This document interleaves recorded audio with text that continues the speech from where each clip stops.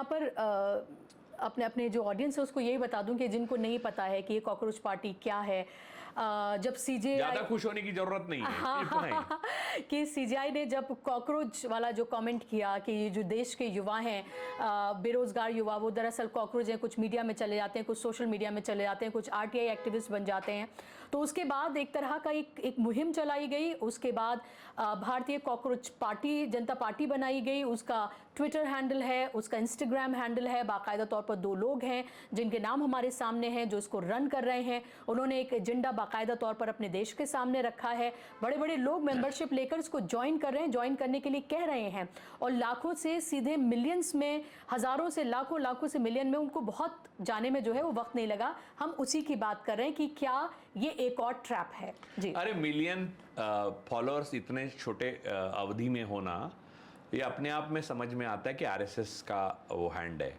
या आप पार्टी, क्योंकि ये मिलियन जिन लोगों के जो विदेश में रहते हैं, ये एक तो संस्थापक विदेश में रहते हैं, 1-2 यूट्यूबर भी हैं जो अच्छा काम करते हैं। मैं ये नहीं कहता कि ये अच्छा है बुरा है। आपको आम आदमी पार्टी के साथ जाना है, आपको केजरीवाल के साथ जाना है, आपको आरएसएस को सॉफ्ट बनना है, सॉफ्ट आरएसएस बनना है, तो आप जाइए इनके साथ। लेकिन आपके नसीब में अलग कुछ नहीं आएगा, यही आएगा जो मोदी काल में आया है। तो आप समझिए कि ये भी एक ट्रैप है।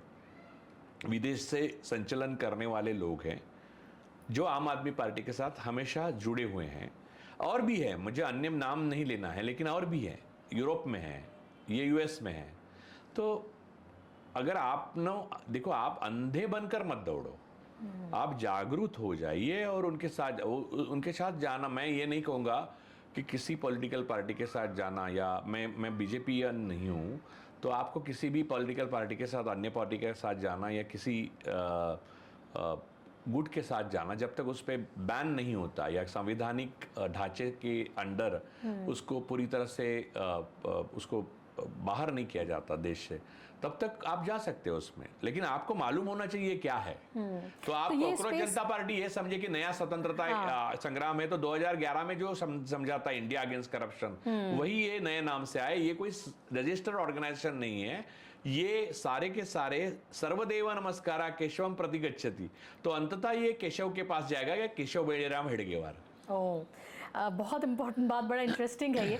लेकिन ये बताइए कि ये स्पेस विपक्ष क्यों नहीं ऑक्यूपाई कर पा रहा है? विपक्ष को बुद्धि कहाँ है?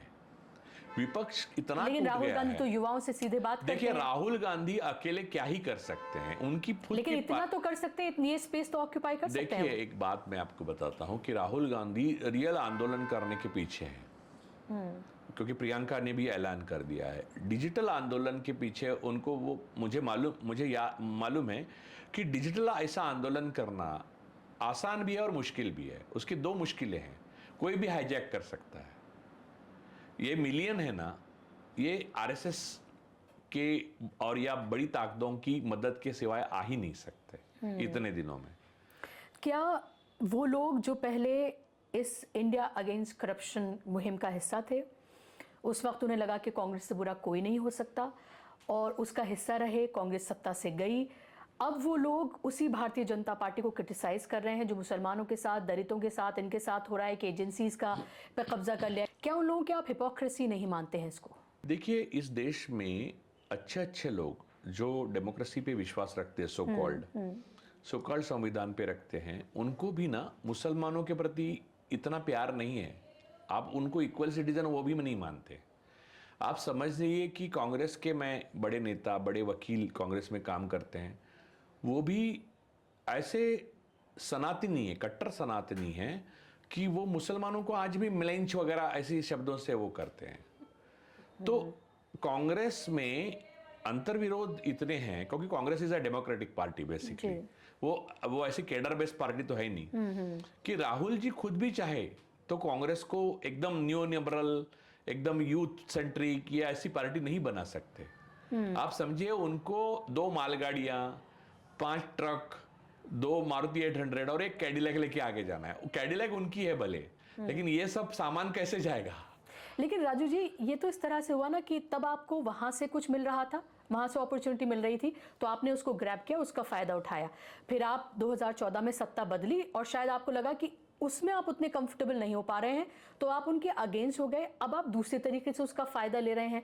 तो मतलब फायदा सिर्फ आपका हो, हाँ, इधर वो भी रहकर हो, इधर भी विपक्ष रहकर हो, आप विरोधियों सारा विपक्ष, आप सारा स्पेस तो आप ही ऑक्यूपाई कर रहे हैं कि तब भी हमारा था स्पेस और अब भी हमारा है स्पेस। देखिए, विरोधी लोगों की स्पेस ऑक्यूपाई करने वाले कई लोग सत्ता पक्षी फैला देता है। आप ट्विटर पे भी वगैरह देखते होंगे कि कई एक घर में दो भाई है, एक बीजेपी में एक विरोधी में होने का नाटक कर रहा है, जो दोनों उद्योग यानी एंटरप्रेन्योर है। एक्चुअली उनका एम, ऑब्जेक्ट, अचीवमेंट एंड गोल पैसा ही है।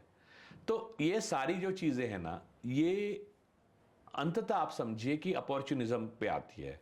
और मैं ये मानता हूं कि उस वक्त 2011 में बीजेपी को विपक्ष मानना कोई बड़ा गलत नहीं था कदम, क्योंकि बहुत सारे विपक्ष थे, वो भी साथ थे, क्योंकि चाहते थे कांग्रेस को, बोर हो गए थे 10 साल में लोग।